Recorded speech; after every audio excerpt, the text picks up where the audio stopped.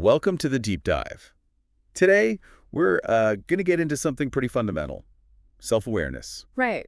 Understanding who we actually are sort of beneath all the labels and roles. Exactly. Beyond the job title, the family responsibilities, all that external stuff. It's like trying to get a clear look inside, at our thoughts, feeling. Our reactions. It's amazing how much we can just, coast along without really checking in, isn't it? Living on autopilot. Totally. So our mission today is to pull out some key ideas, some practical tools for building that awareness. And we're using insights from a discussion on the EDP English Dialogue podcast YouTube channel. Yeah, a really interesting conversation. And the goal here is to give you, the listener, a bit of a shortcut, really. Because knowing yourself better isn't just navel-gazing. It helps you avoid repeating the same old mistakes, handle stress better. Find a direction that actually feels, right for you. It's pretty crucial stuff. Definitely. So let's start with the basics. What is self-awareness, really? Well, the way they talked about it, it's that clear understanding of your own internal world. Your thoughts, your emotions, your behaviors, separate from external pressures. That idea of holding up an internal mirror. I like that analogy. Yeah, it fits. Looking honestly at what's going on inside. And the flip side is important, too. What happens when we lack that awareness? The sources touched on this quite a bit. Right. You can get stuck in these loops, repeating patterns that don't serve you, maybe reacting badly under pressure. Or just feeling kind of lost or unfulfilled, but not quite sure why. They gave an example, didn't they? Someone feeling totally burnt out. Yeah, overwhelmed. And it wasn't until they actually stopped and asked, okay, what's really going on here, that they saw it. Saw what? That they were pouring energy into things that deep down didn't really matter to them. Overcommitted, basically. Okay. And that moment of reflection, that self-awareness was the key. Exactly. It allowed them to see the mismatch and then, crucially, to make different choices. Set boundaries, focus differently. Which leads nicely into another point they made about emotions, even the difficult ones. Anxiety, frustration, the things we often try to push away. Yeah, instead of pushing them away, the idea is to see them as signals, clues. Precisely, like little flags saying, hey, pay attention here, asking, why am I feeling this? Instead of just, how do I make this stop? Right. So anxiety might not just be bad. Yeah. It could mean what? You're pushing yourself. Yeah, maybe you're stepping into something new outside your comfort zone, which can feel scary, but it's also where growth happens often. It's information. Okay, that's a helpful reframe. So how do we get better at listening to these signals? They mentioned journaling, right? Yes, journaling came up as a really practical tool. Just the simple act of writing down how you feel and what was happening around that time. Seems basic, but it can reveal patterns you wouldn't normally notice. Absolutely. Like the example they used, someone consistently felt irritated on Monday mornings. Okay. And by journaling, they connected it specifically to this one team meeting they dreaded. It wasn't just Mondays are bad. It was specific. And knowing that specific trigger Opens up possibilities, maybe prepare differently for the meeting, maybe suggest changes to how it's run. It gives you options beyond just feeling annoyed every week. makes sense. And besides journaling, they talked about mindfulness too. Yeah, things like focusing on your breath. Simple exercises. Seems almost too simple sometimes, I know what you mean, but that focus on the present moment, on your breath or body sensations, it trains your awareness muscle, essentially. You start noticing more subtle things. Exactly. Like, oh, my shoulders are tense right now. Or there's that little flutter of anxiety in my chest. Things that might normally just hum along in the background unnoticed. Physical clues to your mental state. Okay, so we've got internal tools like journaling and mindfulness. But the conversation also brought up looking outward a bit. Feedback from others. Right. Because we all have blind spots, things we do or ways we come across that we're just not aware of. And friends, family, colleagues, they might see those things more clearly. They often do. Now, receiving feedback, that can be tough. It requires a certain openness. Yeah, vulnerability. It's not always comfortable hearing you, say, interrupt people or give unsolicited advice. Definitely not. But if it's constructive, it's like getting valuable data about how you operate in the world. They had a story about that, didn't they? Someone thought they were a great communicator. Yes. And then got feedback that they tended to jump straight to solutions instead of just listening or acknowledging feelings first. Ouch. I can imagine the initial reaction might be a bit defensive. Totally natural reaction. But the key, as they pointed out, is trying to move past that defensiveness into curiosity. Like, okay, is there something to this? What can I learn? Approaching it with curiosity, not judgment. That's a good distinction. It really is. It shifts the whole dynamic. So alongside feedback, another big piece they discussed was values. Identifying your core values. Hmm. Understanding what really, truly matters to you at a fundamental level. And how does knowing your values help with self-awareness? Well, they act like an internal compass. They help explain why some things feel right and energizing for you, while others feel draining or forced. Like the example they used of someone valuing autonomy and creativity. Exactly.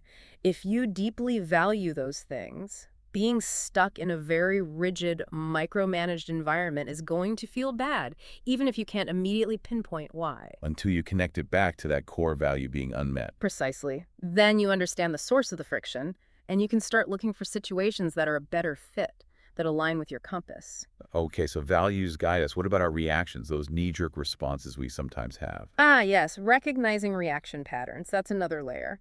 Noticing when you consistently react in a certain way, like, say, getting angry whenever you feel disrespected. Or maybe feeling really down if something isn't perfect. Right.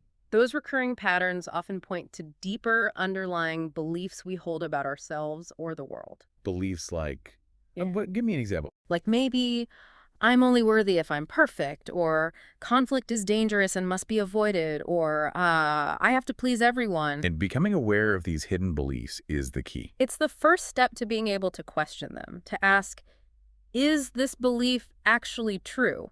Is it serving me? They shared a personal story about this, I think. Someone believing they had to say yes to everything. Yes, to be seen as helpful, which predictably led to burnout. Been there. Huh? Yeah, many of us have. But realizing that the belief was driving the overcommitment allowed them to challenge it. To learn it was okay to say no sometimes. And that awareness fundamentally changed things for them. Better well-being, more control. Absolutely. Huge impact. Which shows how self-awareness links directly to mental health and even relationships. How so with relationships? Well, if you know your own triggers, your own emotional patterns, you can communicate them better. You're less likely to, lash out unexpectedly. Prevents misunderstandings, maybe. Exactly. And it builds empathy, too. When you understand your own struggles and joys, you naturally have more capacity to understand someone else's. That makes a lot of sense. Connecting inward helps you connect outward. Couldn't have said it better. And this awareness is also powerful for changing habits. Those things we do that we wish we didn't. Like procrastination. They use that example. Yeah. Instead of just saying, I need to stop procrastinating, digging deeper, why am I doing it? And in their example, it was rooted in Fear. fear of judgment, yeah. Realizing that the driver allowed them to tackle the fear directly rather than just fighting the surface behavior.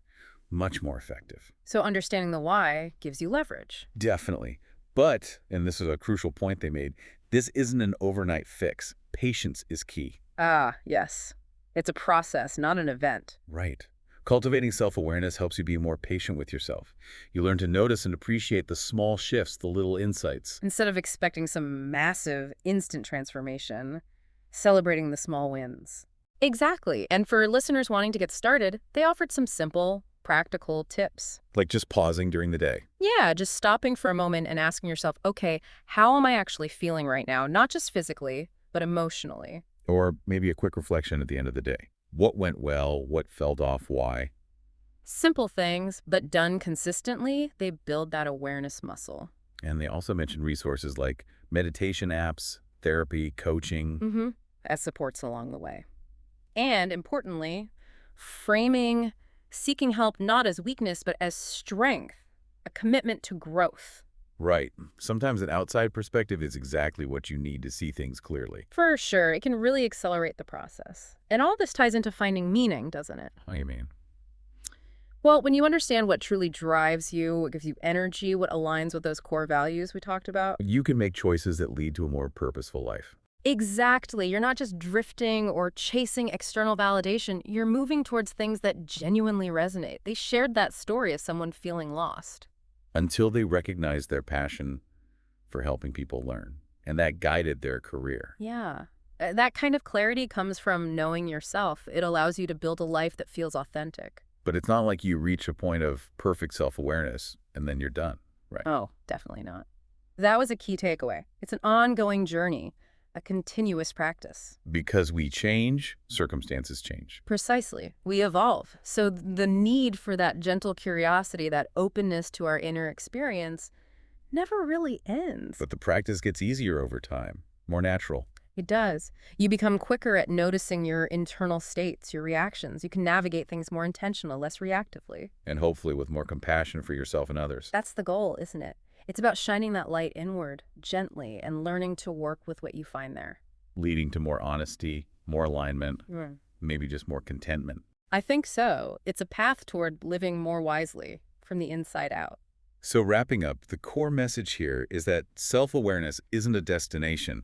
It's this continuous process of understanding our inner landscape. And recognizing just how much that inner world shapes everything, our choices, our well-being, our relationships. It's profound, really. And hopefully this deep dive, drawing on that EDP podcast discussion, has given you some useful starting points or maybe reinforced things you're already exploring. Consider it some focused time on a really valuable life skill. So maybe a final thought for you, our listener. Think about one thing we discussed today that sparked something for you. Just one little insight. Yeah, what was it? And maybe just consider, how could you explore that a tiny bit more in the coming days? What new questions has this stirred up about yourself?